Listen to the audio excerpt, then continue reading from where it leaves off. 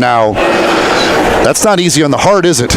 Oh, I went into the hallway and I threatened to punch Trentman for that turnover when we had the ball on a 5-point lead and Jeff wide open. I told him I wouldn't have said anything about it if we'd lost. And then I got on Joe about those free throws. I get him the ball, and consistently has been our best free throw shooter here lately. The thing you got to know about Joe is, like, when we got a technical the other night and Jeff's in the game, Jeff says, "Go shoot him, Joe." So and he made them. So obviously, and just a situation where if he'd just made one, we were going to foul. We were going to foul. I mean, I talked to Jeff and Alex about it on the side, and of course he didn't. But hey, all's well that ends well. I'm telling you, what a game. What a game.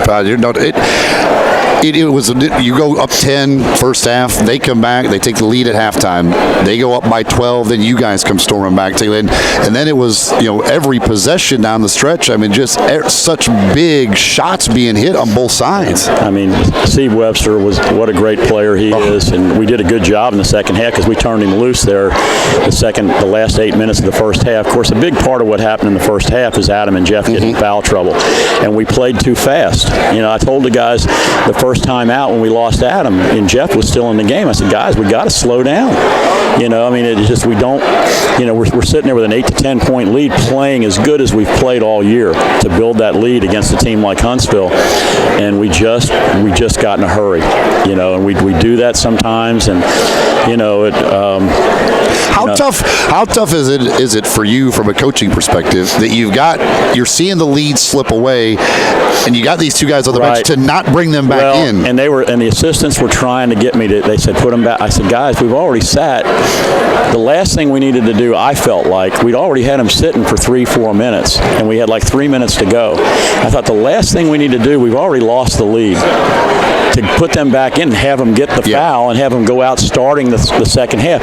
And again, it wound up 6 because we missed one, and they wound up, Mitch had a 3 to tie it, and they wound up making the 3 at the end of the half to go to 6. So we were still looking for most of the half. We were still looking at an even game, and I just didn't want to handcuff Adam and Jeff for the second half, and have them, because the thing is, if Adam gets his third foul, even with him with 2, the first thing they did is went right at him. Absolutely. So if he had 3, we'd have been hamstrung the rest of the way. So I just, like I said, it's one of those things that if the game had been going a little more, if it happened quicker, or if it was the other way, if it had been tied or something and they started inching ahead more, you got to do it. And that's one of the things where it hurts us not having Jordan Miller.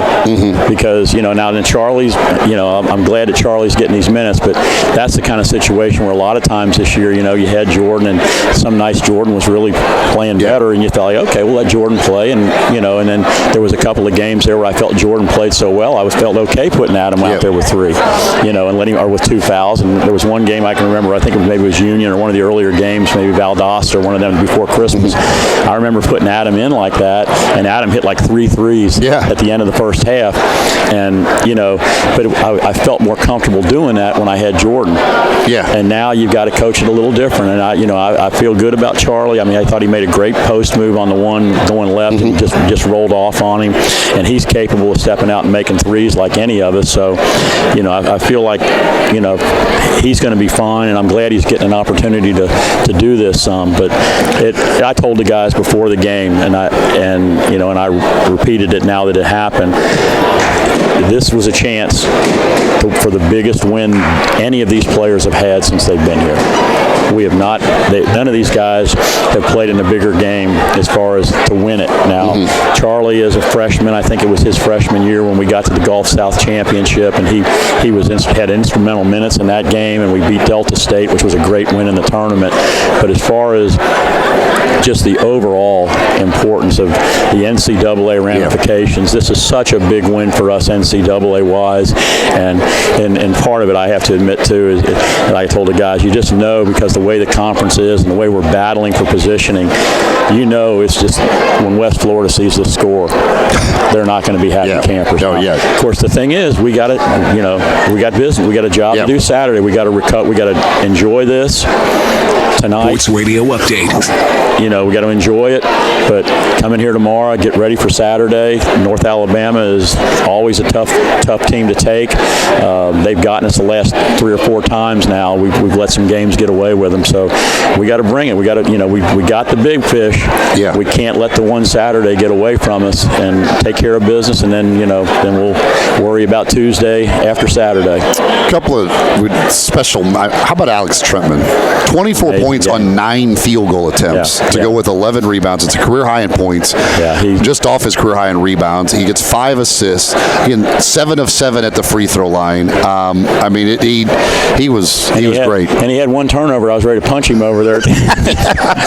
You're ready. Alex really has, and I feel like here over the last 2 or 3 weeks, and he was a little off Saturday at Delta, but he's really taking it up to another level. Well, he had 1 rebound where you could just tell he wanted it more. He came swooping out of nowhere. He just wanted it more than everybody else. You see that, and from us, that happens so rarely.